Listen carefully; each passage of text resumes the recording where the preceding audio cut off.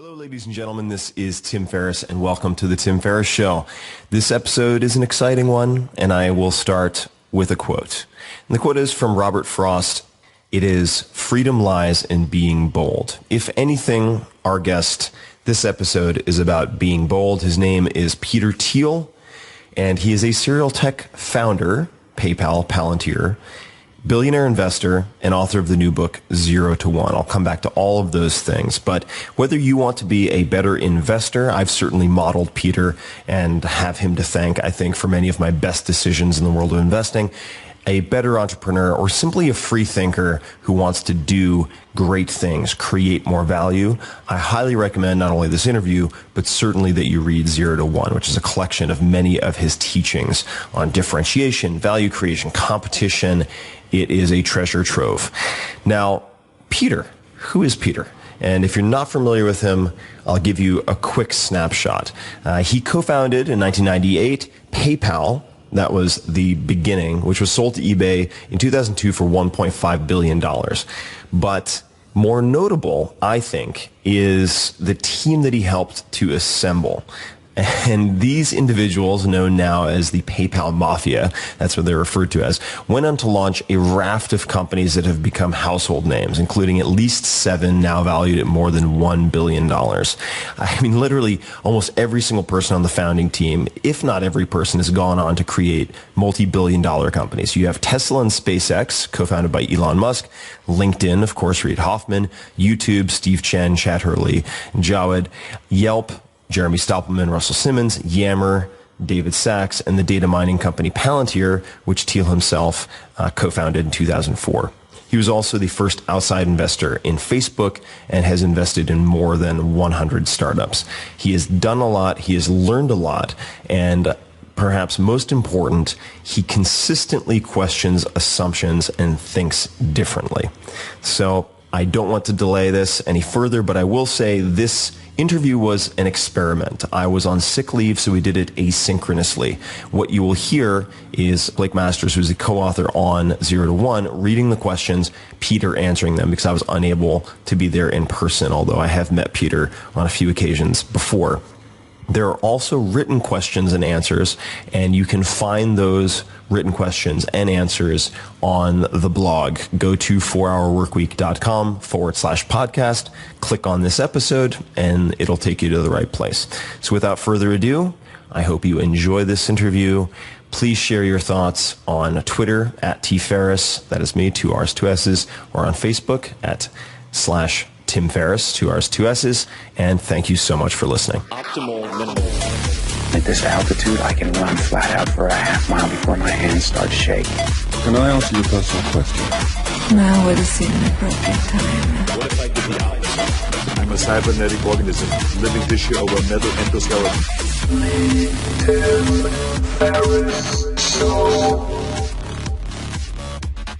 Hello, this is Peter Thiel. I'm happy to be here on the Tim Ferriss Show. Thank you for having me. Since Tim is out, my co-author Blake Masters is the voice you hear asking questions that came from Tim and his audience. Let's get started. What do you believe that very few others do? Well, for starters, I think this is a much harder question to answer than it sounds. I give a number of different answers in my book. One high-level answer is that I think technology is far more important in our world than globalization, even though we're in a world where people are very focused on globalization, on copying things that work, and much less on technology, on doing new things. And I think we need to shift that hierarchy around, and we need to see technology as the main driver for progress in the 21st century. A second answer that I come to on the business side that I think is quite contrarian is that whereas most people believe that capitalism and competition are synonyms, I think they are antonyms. A capitalist is someone who's in the business of accumulating capital. In a world of perfect competition, all the capital is competed away. And so, for example, the restaurant industry in San Francisco is incredibly competitive, but not very capitalistic, because no one ever makes any money at it.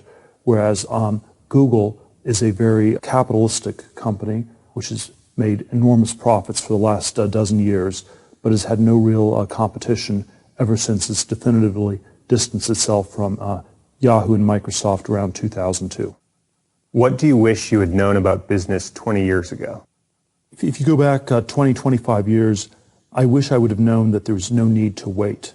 I went to college, I went to law school, I worked in law and banking, though not for terribly long. But not until I really started PayPal did I fully realize that you don't have to wait to start something.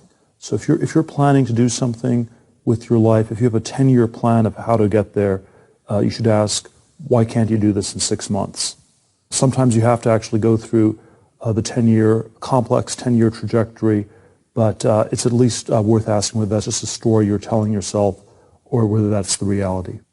How important is failure in business? Well, I think failure is massively overrated.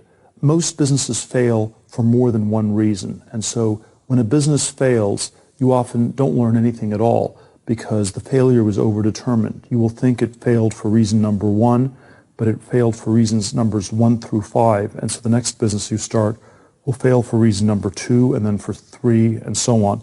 And so I think people actually do not learn very much from failure, and I think it ends up being quite damaging and demoralizing to people in the long run. My sense is that the death of every business is a tragedy. It's not some sort of beautiful aesthetic where there's a lot of carnage, but that's how progress happens, and it's not some sort of educational imperative. So I think failure is neither a Darwinian nor an educational imperative. Failure is always simply a tragedy. When you hear the word successful, who's the first person you think of and why? Mark Zuckerberg. The why seems silly. He's done tremendously well. Or someone like Elon Musk, where you've had a serial entrepreneur who's created multiple mega-billion-dollar companies in the last few decades. What I think people like Zuckerberg or Musk or Jeff Bezos at Amazon have in common is that they're relentless. They don't stop. Every day they start over, do more, and get better at it. People often ask whether Facebook was just a fluke in the right place at the right time. But I think the more you get to know Mark or founders like him, the less plausible it becomes. And that's in part because you can see how hard he works, how much planning there was, how much of a vision there was from the very beginning. Where do you see Bitcoin going or not going in the future? Bitcoin is trying to struggle with many of the same issues PayPal encountered when we started in the late 90s. We too tried to create a new currency, and we started by creating a new payment system. PayPal worked by linking money and email and became very powerful on that score, although it never quite achieved its goal of creating a completely new currency. I think Bitcoin in some ways is the opposite configuration of PayPal. It has succeeded in creating a new currency, but perhaps not yet a new payment system. And so people are speculating in Bitcoin as a store of value, but they're not yet using Bitcoin that extensively to transact. For Bitcoin to really succeed, I think it will have to be not just a currency, but also a payment system.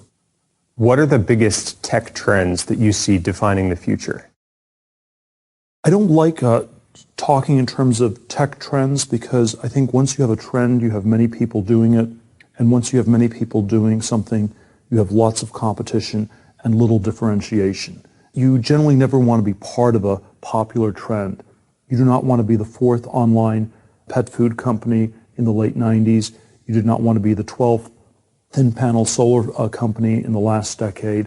And you don't want to be the nth company of any particular trend. So I think trends are often things to avoid.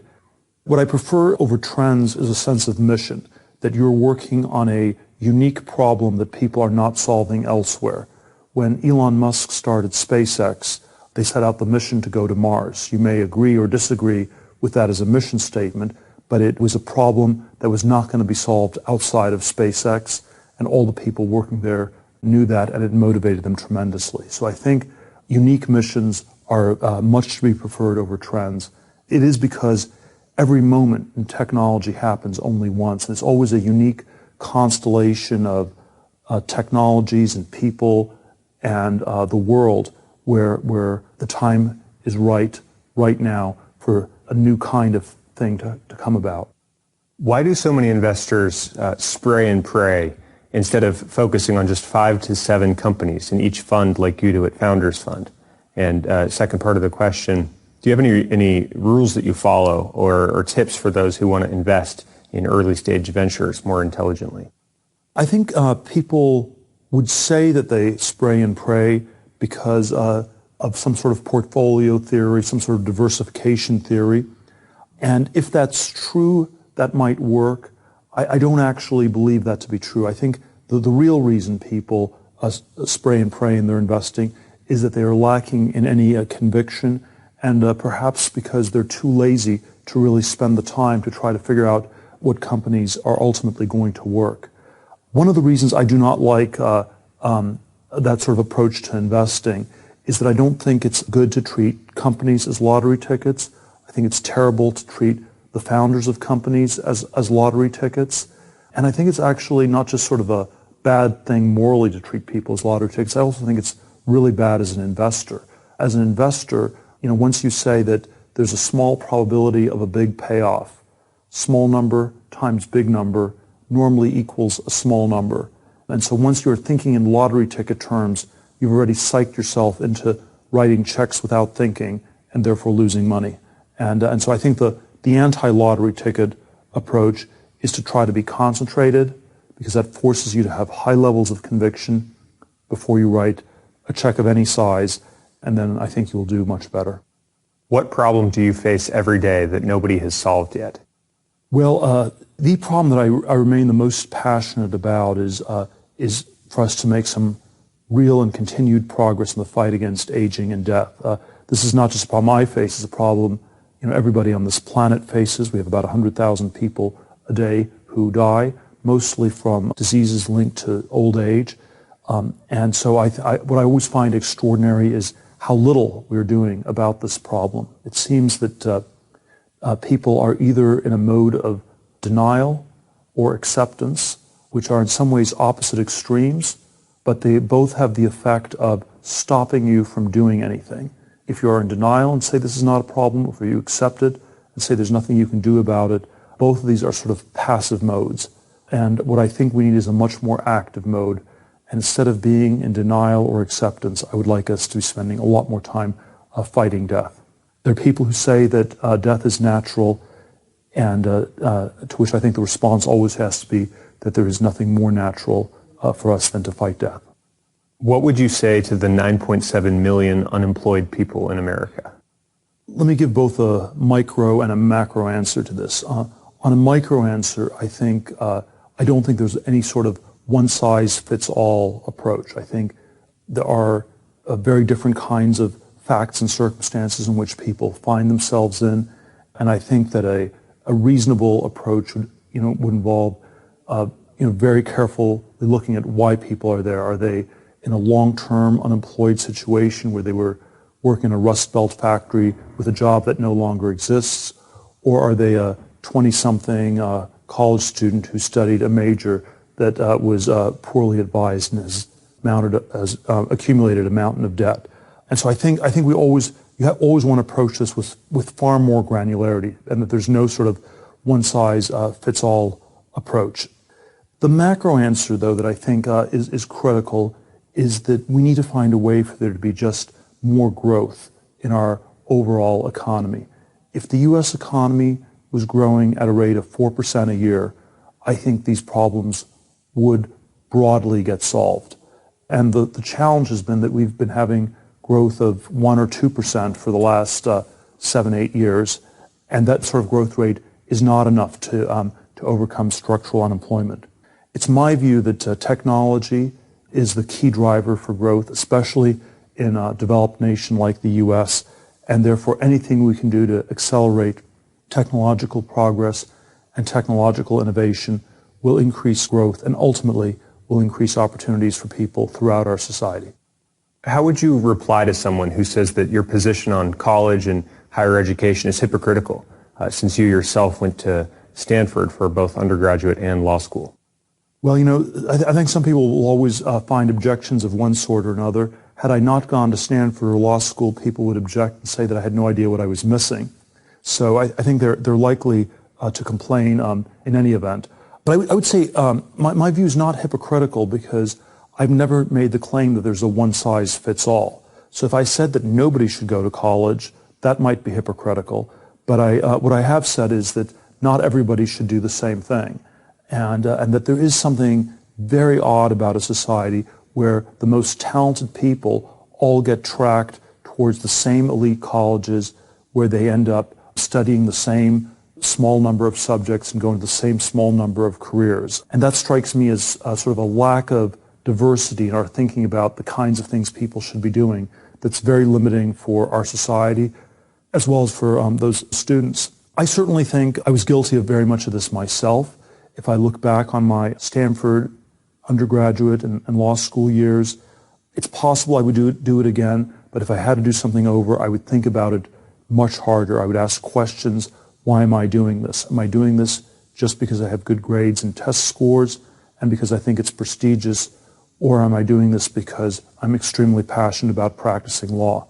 And so I think there are good answers and there are bad answers, and my sort of retrospective on my early 20s is that I was way too focused on the wrong answers at the time. You studied philosophy as an undergraduate.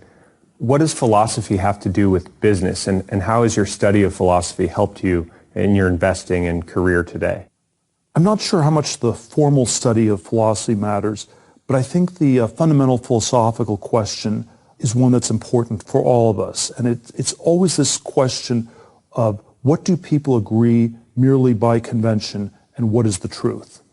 And this is always the fundamental distinction in a society is there's a consensus of things that people believe to be true, and maybe the conventions are right and maybe they're not. And we never want to let convention be a shortcut for truth. We always need to ask, is this true? And this is always where I get at with this indirect question, tell me something that's true that very few people agree with you on.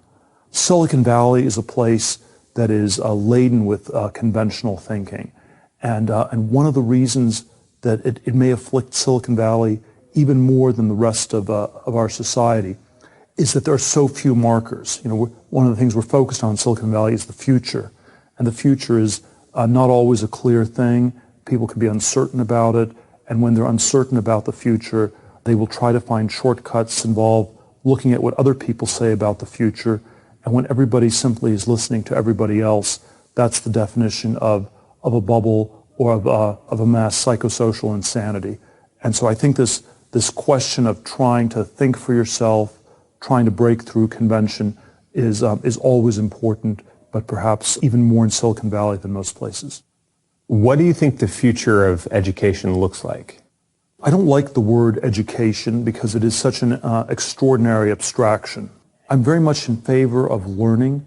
I'm much more skeptical of credentialing or the abstraction called education. And so there are all these granular questions like, what is it that you're learning? Why are you learning it? Are you going to college because it's a 4-year party? Is it a consumption decision? Is it an investment decision where you're investing in your future? Is it insurance? Or is it a tournament where you're just beating other people? And our elite universities really like Studio 54, where it's like an exclusive nightclub. I think if we move beyond the education bubble that we're living in today, the future will be one in which people can speak about these things more clearly. And we will talk about, is it an investment decision? Is it a tournament? Is it a trade or vocational skill that you're developing? I think engineering is the opposite of education because it is actually a specific skill that people are learning. And it's sort of, engineering as a discipline cuts the most against the banality that we're always told that you're just learning how to learn, or you're not learning anything in particular, you don't know why you're learning things. Engineering is sort of the anti-education in that sense, and I think is in some ways a paradigm for the way I think it will be more in the future. I think we will have much less of a one-size-fits-all approach. I think the big tract institutions are delivering less and less and charging more and more. And so I think we are sort of at a point where things will look very different. One of my friends has suggested that we are at a point in education that's like the place where the Catholic Church was on the eve of the Reformation. It had become sort of a very corrupt institution. It was charging more and more for indulgences. People thought they could only get saved by going to the Catholic Church, just like people today believe that salvation involves getting a college diploma, and if you don't get a college diploma, that you're going to go to hell. I think my answer is in some ways like that of the reformers in the 16th century.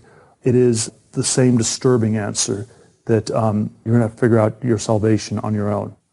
What are your daily habits and routines? I always feel I'm a terrible person answering that question since things are very unstructured on many ways.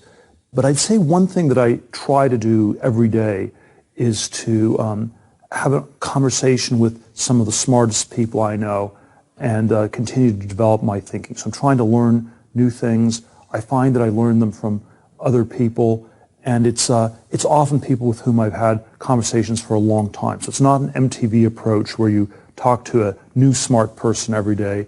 It's one where you have sustained conversations with a group of friends or people you've been working with for a long time, and you come back to thinking about some of these questions. And that's how I find I really continue to learn every day and expand my thinking about the world. What one thing would you most like to change about yourself or improve on? It's always hard to answer this since it sort of begs the question of why I haven't already improved on it. But I would say that when I look back on my younger self, I was insanely tracked, insanely competitive. And when you're very competitive, you get good at the thing you're competing with people on, but it comes at the expense of losing out on many other things. So if you're a competitive chess player, you might get very good at chess, but neglect to develop other things because you're focused on beating your competitors rather than on doing something that's important or valuable. And so I've become, I think, much more self-aware over the years about the problematic nature of a lot of the competitions and rivalries that we get caught up in. And I would not pretend to have extricated myself from this altogether. So I think every day it's something to reflect on and think about, how do I become less competitive in order that I can become more successful? What did you want to achieve by writing 0 to 1? When you write a book like this, you're trying to reach as broad an audience as possible. There's much that I've learned in the last 15 years as both an entrepreneur and investor in the technology industry. And I wanted to share some of these lessons, not just at Stanford, but also in Silicon Valley and with the wider world. I think this question of technology is critical to our society in building a better future in the 21st century. And I think there's both sort of a alarmist and a hopeful part of this book. The alarmist part is that if we do not get our act together and innovate more, we will have a bleak and stagnant century ahead of us. And on the other hand, the positive side is that there's absolutely nothing about all the great ideas having been found. It's not the case that all the low-hanging fruit has been picked. There's a great deal of things that can be done, that people can achieve. There are many great secrets left to be unlocked in the decades ahead. And so I think it is primarily a cultural question of what we need to do to get back to the future. Most business books take a 30-page essay and expand into 300 pages of writing. And I try to do the opposite with 0 to 1. I try to take everything I've learned in the last 15 years and distill it into 200 disciplined pages so that you can read it in one afternoon. Writing this book helped me organize and advance my thinking tremendously, and I hope it does the same for its readers.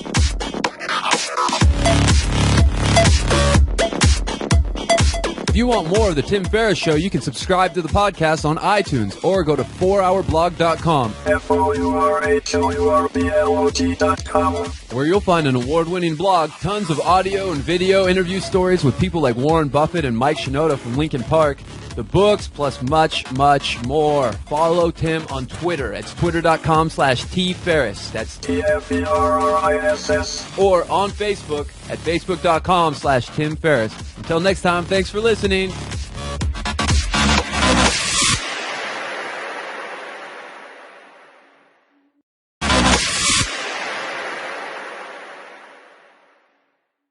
Hello, ladies and gentlemen. This is Tim Ferriss, and welcome to the Tim Ferriss Show. This episode is an exciting one, and I will start with a quote. And the quote is from Robert Frost.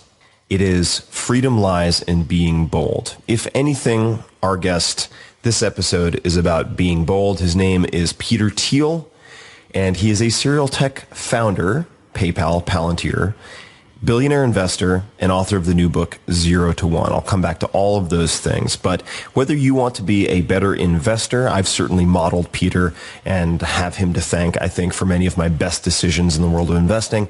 A better entrepreneur, or simply a free thinker who wants to do great things, create more value, I highly recommend not only this interview, but certainly that you read 0 to 1, which is a collection of many of his, on a few occasions before. There are also written questions and answers, and you can find those written questions and answers on the blog. Go to 4hourworkweek.com/podcast, click on this episode, and it'll take you to the right place. So without further ado, I hope you enjoy this interview. Please share your thoughts on Twitter at @tferriss, that is me, 2 R's, 2 S's, or on Facebook at /Tim Ferriss, 2 R's, 2 S's, and thank you so much for listening. Optimal minimal. At this altitude, I can run flat out for a half mile before my hands start shaking. Can I ask you a personal question?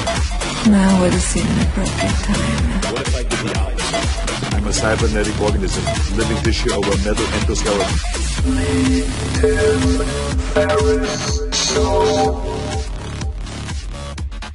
Hello, this is Peter Thiel.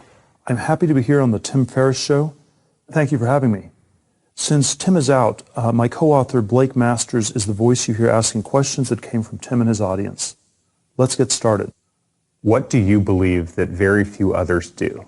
Well, for starters, I think this is a much harder question to answer than it sounds. I give a number of different answers in my book. One high-level answer is that I think technology is far more important in our world than globalization, even though we're in a world where people are very focused on globalization, on copying things that work, and much less on technology, on doing new things. And I think we need to shift that hierarchy around, and we need to see technology as the main driver. Elon Musk, LinkedIn, of course, Reid Hoffman, YouTube, Steve Chen, Chad Hurley, Jawed, Yelp, Jeremy Stoppelman, Russell Simmons, Yammer, David Sachs, and the data mining company Palantir, which Thiel himself co-founded in 2004. He was also the first outside investor in Facebook and has invested in more than 100 startups. He has done a lot, he has learned a lot, and perhaps most important, he consistently questions assumptions and thinks differently. So I don't want to delay this any further, but I will say this interview was an experiment. I was on sick leave, so we did it asynchronously. What you will hear is Blake Masters, who's the co-author on 0 to 1, reading the questions, Peter answering them, because I was unable to be there in person, although I have met Peter teachings on differentiation, value creation, competition. It is a treasure trove. Now, Peter, who is Peter? And if you're not familiar with him, I'll give you a quick snapshot. He co-founded in 1998 PayPal. That was the beginning, which was sold to eBay in 2002 for $1.5 billion. But more notable, I think, is the team that he helped to assemble. And these individuals, known now as the PayPal Mafia, that's what they're referred to as, went on to launch a raft of companies that have become household names, including at least 7 now valued at more than $1 billion. I mean, literally almost every single person on the founding team, if not every person, has gone on to create multi-billion-dollar companies. You have Tesla and SpaceX, co-founded by Elon